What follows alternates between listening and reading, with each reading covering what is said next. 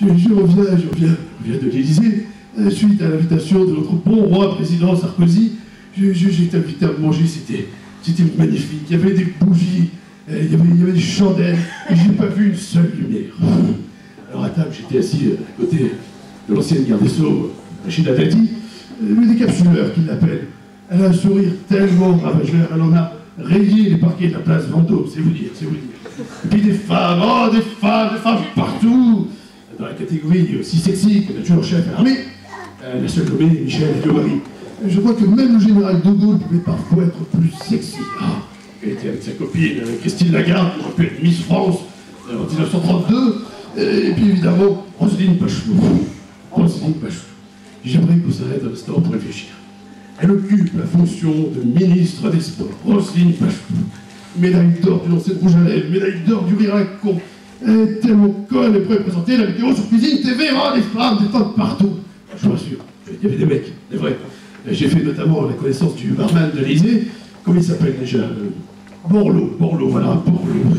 Ah, Borloo, lui, il n'y a que dans son nom qu'il y a de l'eau à Borloo. Il a même été surnommé le ministre de l'alcoolologie, c'est vous dire. Sinon, en face de moi, j'avais le mec le plus drôle de France, le plus blagueur de tous. Toujours une connerie à raconter, je parle bien sûr du Premier ministre François Fillon.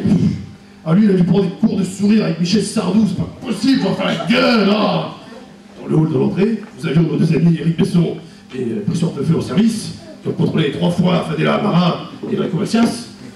Besson, honnêtement, moi je préférais quand il faisait du cinéma, Besson.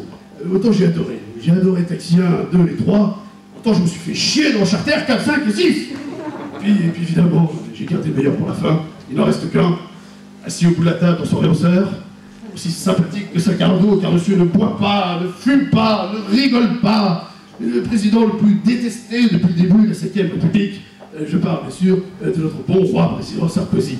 Je ne pourrais pas énumérer toutes les boulettes qu'il a fait, entre le 120% d'augmentation, le discours complètement blindé au G8, l'épisode du casse-toi con en salon de l'agriculture, l'affaire du SMS, lui qui traite les Français comme des chiens. Quand je vois ça, moi j'ai envie de me faire piquer. En tout cas, je pourrais dire que ça m'aura servi pour ma carrière. Si, ouais. Désormais, je pourrais dire que j'ai joué dans le dîner de con.